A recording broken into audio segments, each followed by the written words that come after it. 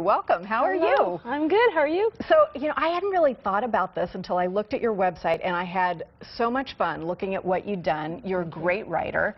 Thanks.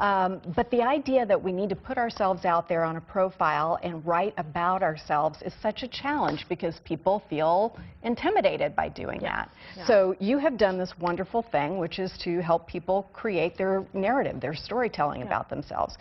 Whose profile I did, it was a dating profile that we also used the opener for his LinkedIn profile. And he was a musician. So we started it with, when I was a boy, I picked up the trumpet and I began to play Louis Armstrong's It's a Wonderful Life. My mother cried.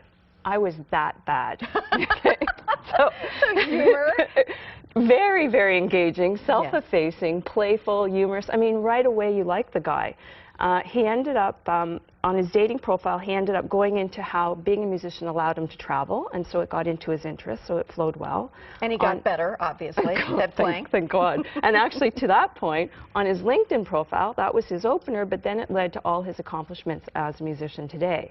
So it had a really charming. Yeah, it was very, very charming. It still allowed him to be extremely professional, but it started off so warm. You know? Well, and you're right, and the warmth and the humor makes that person seem approachable instead of seeming like perhaps they're up on a pedestal somehow. Yeah. Your third tip that I love is understand your target, understand who you're talking to. Yeah.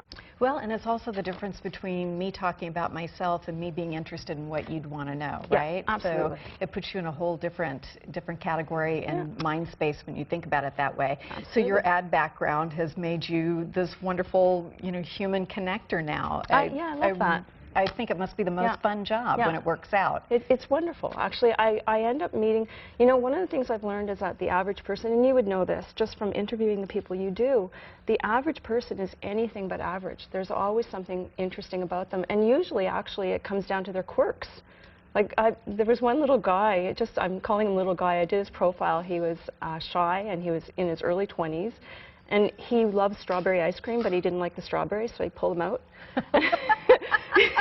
And that made him endearing. It was really cute. He just needed to find a girl who wanted the strawberries he picked out. That's right. Thank you so much, Kate. We appreciate it. Thanks. We have posted Kate's tips and more information on our website, including a link to her site, which is called Try Sweet Talk. It's great reading.